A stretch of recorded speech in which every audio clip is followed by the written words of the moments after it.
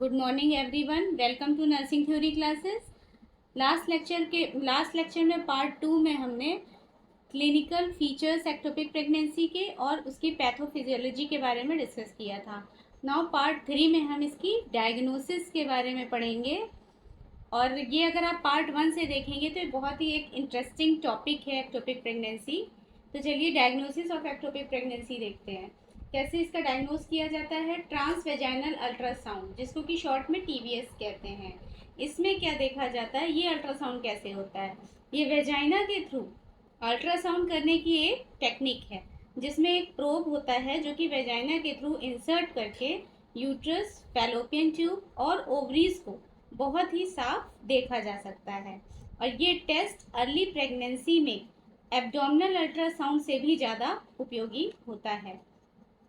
इसमें empty uterus, transvaginal ultrasound करने पर यूट्रस एम्प्टी दिखता है, यानी कि गर्भाशय के अंदर कोई गर्भ नहीं दिखता है, कोई जेस्टेशनल सैक नहीं दिखता है। तो एक्टोपिक प्रेगनेंसी के साइन एंड सिम्टम्स दिखने पर ये ट्रांसवेजाइनल अल्ट्रासाउंड करके एक्टोपिक को कंफर्म किया जाता है। तो अगर प्रेगनेंसी टेस्ट पॉजिटिव है, नॉर्मली अगर प्रेगनेंसी टेस्ट महिला का पॉजिटिव है और टीवीएस में यूट्रस के अंदर कोई भी जेस्टेशनल सैक नहीं दिख रहा है, तो ये पहला संकेत हो सकता है कि ये गर्भ यूट्रस के बाहर कहीं पर है, मीन्स एक्टोपिक है। और दूसरा एडिक्शनल मास, एडिनेक्सल मास मीन्स टीवीएस में यूट्रस में तो नहीं पर यूट्रस के पास कोई कॉम्प्लेक्स मास दिख सकता है, जो कि फैलोपियन ट्यूब में इम्प्लांट हुआ कंसेप्टस या भ्रूण भी हो सकता है। और ट्रांसवेजाइनल अल्ट्रासाउंड के थ्रू यूट्रस के बाहर जेस्टेशन सैक दिखना, सेम कि अगर जेस्टेशन सैक यूट्रस के बाहर दिख जाए तो भी एक्टोपिक प्रेगनेंसी की कंफर्म पहचान होती है। और एक टीवीएस के through free fluid in pouch of Douglas, ये क्या है कि पाउच ऑफ डगलस जो होता है वो पेरिटोनियल कैविटी का सबसे निचला भाग होता है, जो कि यूट्रस और रेक्टम के बीच स्थित होता है, जहाँ पर कोई भी एबनॉर्मेलिटी होने पर कोई फ्लूइड या फिर खून, ब्लड सबसे पहले जमा होता है। तो अगर एक्टोपिक प्रेगनेंसी रप्चर हो गई होगी तो टीवीएस करने पर इस पाउच ऑफ डगलस में यहाँ पर कुछ फ्लूइड या ब्लड भरा जैसा दिख सकता है। नेक्स्ट डायग्नोसिस कर सकते हैं एक्टोपिक की बीटा एचसीजी एस्टिमेशन।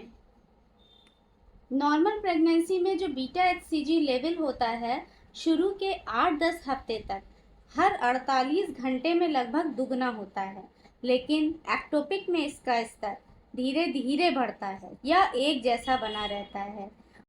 इसको एक एग्जाम्पल से देख सकते हैं, जैसे कि किसी महिला ने प्रेगनेंसी होने पर बीटा एचसीजी की जांच करवाई, तो पहली रिपोर्ट में अगर बीटा एचसीजी की वैल्यू 1200 मिली इंटरनेशनल यूनिट पर मिलीलीटर आई, और 48 घंटे बाद, जो कि दुगनी हो जानी चाहिए थी, लेकिन कितनी आई? 1300 मिली इंटरनेशनल यूनिट पर एमएल आई, जबकि ये 2400 हो जानी चाहिए थी, लेकिन यहाँ पर केवल 100 ही बढ़ी, जो बहुत कम है।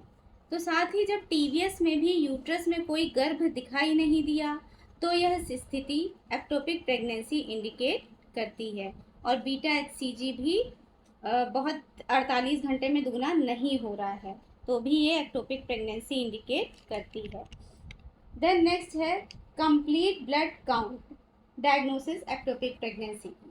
तो कंप्लीट ब्लड काउंट में यह बताता है कि पेशेंट के शरीर में कहीं इंटरनल ब्लीडिंग तो नहीं हो रही है ट्यूब के रप्चर हो जाने की वजह से, या फिर कोई इन्फेक्शन, इन्फ्लामेशन तो नहीं है। इसलिए रप्चर्ड एक्टोपिक प्रेगनेंसी में ये एक सपोर्टिव टेस्ट है, जो एक्टोपिक की सीवियरिटी और कॉम्प्लिकेशन का पता लगाने में मदद करता है। मीन्स सीबीसी में अगर हीमोग्लोबिन की वैल्यू लो आएगी, लो एचबी मीन्स इंटरनल ब्लीडिंग है, ट्यूब रप्चर हुई है। अगर हीमेटोक्रिट लेवल भी लो आया, हीमेटोक्रिट लेवल ये भी शरीर में खून की मात्रा बताता है, अगर इसकी वैल्यू भी कम आई तो इट मीन्स कहीं ना कहीं ब्लड लॉस हो रहा है। और कंप्लीट ब्लड काउंट में इंक्रीज WBCI मीन्स कहीं इन्फ्लामेशन है या फिर रप्चर है। प्लेटलेट यूजुअली तो नॉर्मल होता है, लेकिन अगर प्लेटलेट बहुत कम हो तो ये शरीर में किसी गंभीर समस्या जैसे कि शॉक की ओर इंडिकेट कर सकता है। और नेक्स्ट डायग्नोसिस है serum progesterone level. Serum progesterone level जो है नॉर्मल इंट्रायूट्राइन, अगर नॉर्मल जो इंट्रायूट्राइन जो यूट्रस में प्रेगनेंसी होती है नॉर्मली, तो उसमें सीरम प्रोजेस्टेरॉन लेवल 25 से ज़्यादा हो, नॉर्मल वैल्यू होती है 5 से 25 नैनोग्राम पर ml। लेकिन एक्टोपिक प्रेगनेंसी में क्या होता है कि ये 5 नैनोग्राम पर ml से भी कम हो जाती है। इसको अगर देखें तो सीरम प्रोजेस्टेरॉन लेवल, प्रोजेस्टेरॉन एक हार्मोन होता है जो गर्भावस्था को बनाए रखने के लिए ज़रूरी होता है। अगर प्रेगनेंसी नॉर्मल है यानी इंट्रायूट्राइन प्रेगनेंसी है तो प्रोजेस्टेरॉन लेवल 25 नैनोग्राम पर ml से ज़्यादा होता है, और अगर एबनॉर्मल प्रेगनेंसी है जैसे कि एक्टोपिक या मिस्ड, इसमें जो प्रोजेस्टेरॉन लेवल जो होगा वो 5 नैनोग्राम पर ml से कम हो जाता है। नेक्स्ट डायग्नोसिस एक्टोपिक की कर सकते हैं कर्डोसेंटेसिस। कर्डोसेंटेसिस क्या होता है कि एक्टोपिक प्रेगनेंसी की डायग्नोसिस करने का ये एक बहुत पुराना लेकिन बहुत ही महत्वपूर्ण मेथड है। लेकिन आजकल कर्डोसेंटेसिस की जगह टीवीएस और बीटा एचसीजी टेस्ट होते हैं, क्योंकि ये ज़्यादा कन्फर्मेटरी और कम इन्वेसिव होते हैं। लेकिन जो कर्डोसेंटेसिस है वो इन्वेसिव प्रोसीजर होता है। इन्वेस मतलब भेदना, मतलब सुई के द्वारा जो है सुई डाली जाती है, उसके थ्रू जो है फ्लूइड का एस्पिरेशन किया जाता है। तो कर्डोसेंटेसिस में अब पता लगाया जाता है कि महिला के पेट के अंदर यानी पेरिटोनियल कैविटी में, खासकर पाउच ऑफ डगलस में खून है या नहीं। कर्डोसेंटेसिस के दौरान जब पाउच ऑफ डगलस से सुई द्वारा फ्लूइड निकालकर देखा जाता है, अगर डार्क अनक्लॉटेड ब्लड आता है तो यह रप्चर्ड एक्टोपिक प्रेगनेंसी को इंडिकेट करता है। और अगर साफ तरल या साफ फ्लूइड या कोई फ्लूइड नहीं भी आता तो इसका मतलब होता है कि अभी ट्यूब रप्चर नहीं हुई है और ना ही कोई इंटरनल ब्लीडिंग है।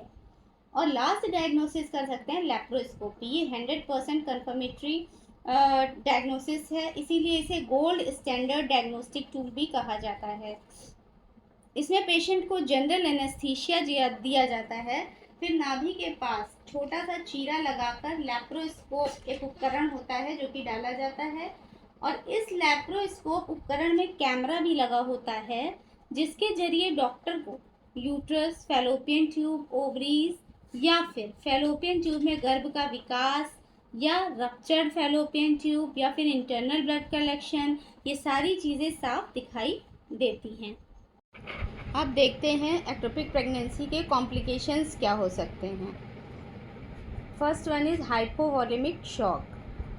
तो अगर ट्यूब रप्चर हो गई है, फैलोपियन ट्यूब रप्चर हो गई है एक्टोपिक के कारण, और रप्चर होने पर इंटरनल ब्लीडिंग होगी जिस वजह से पेशेंट शॉक की कंडीशन में जा सकती है। और नेक्स्ट है इनफर्टिलिटी भी हो सकती है पेशेंट में ड्यू टू ट्यूबल डैमेज, क्योंकि फैलोपियन ट्यूब डैमेज हो चुकी है, इस वजह से इनफर्टिलिटी भी हो सकती है। Then third complication, increase risk of future ectopic pregnancies.